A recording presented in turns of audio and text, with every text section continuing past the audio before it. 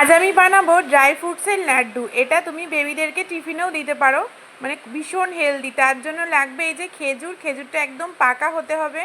আর এখানে লাগবে হচ্ছে কাজু, আলমন্ড আর পেস্তা, আর এখানে রয়েছে আখরোট। তো এগুলোকে সব আমি মানে সাজিয়ে নিয়েছি, সব কিছু ঢেলে নিয়েছি।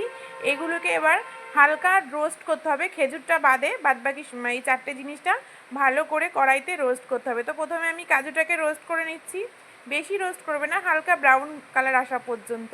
তো আমি এই দেখো এক এক করে সব কিছুই রোস্ট করে নিয়েছি। আর এটা কিন্তু শরীরের জন্য ভীষণ হেলদি। প্রত্যেক দিন তো আর বেবিদের স্কুলে চাউমিন এগুলো দেওয়া যায় না, তো এগুলো মাঝে মাঝে দিতে পারো, ভীষণ হেলদি।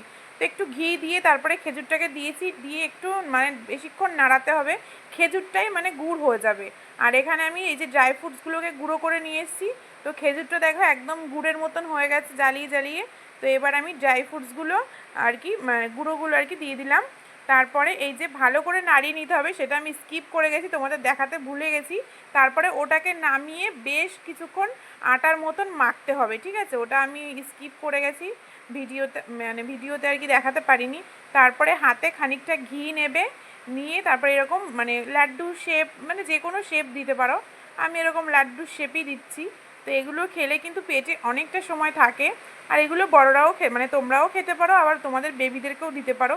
রোজ স্কুলে পাস্তা, ম্যাগি, চাউমিন, আর আমার বেবিকে তো একদম আমি এগুলো দিই না। ওর যেহেতু পুরো একদম নিষেধ, মানে ওর যেহেতু অ্যালার্জি রয়েছে, বাইরের খাবার একদমই নিষেধ, মানে ও আটা জাতীয় কিচ্ছু খেতে পারে না।